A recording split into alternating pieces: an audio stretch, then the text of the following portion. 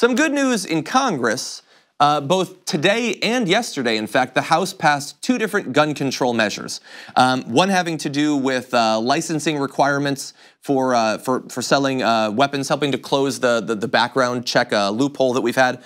Another which extends the waiting time period. That was another loophole that allowed some people who've committed horrendous acts, including in Charleston, to gain access to firearms that they never should have had.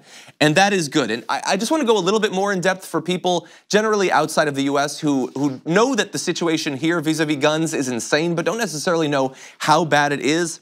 Let's talk about it. So licensed gun dealers in the US are required to run a background check to make sure a buyer doesn't have a criminal record, history of mental illness, or any other factors that legally bars him from purchasing a gun. So that is licensed dealers, people who have, a gun shop or something like that. But private, unlicensed sellers don't have to run a background check.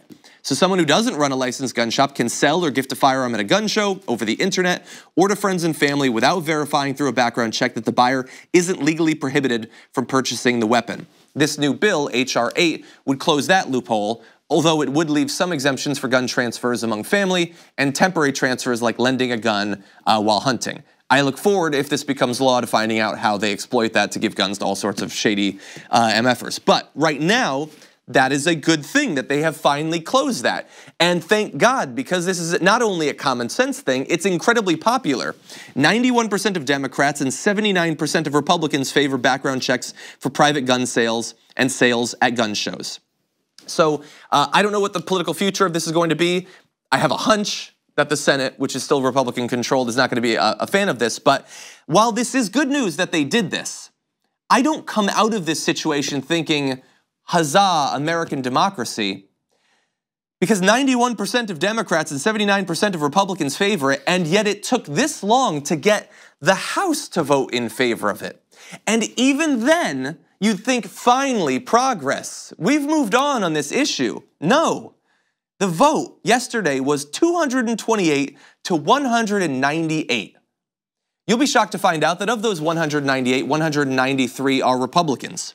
So despite the fact that 79% of their voters favor this, almost every single one voted against it. And it's likely that the story will be exactly the same in the Senate. So look, this isn't the most consequential way that corporate and lobbyists control over our elected officials, the fact that they can be bought for such low sums, especially in the topic of guns. This isn't the most important consequence of that by any means. There are bigger issues that touch more areas of American life and all of that.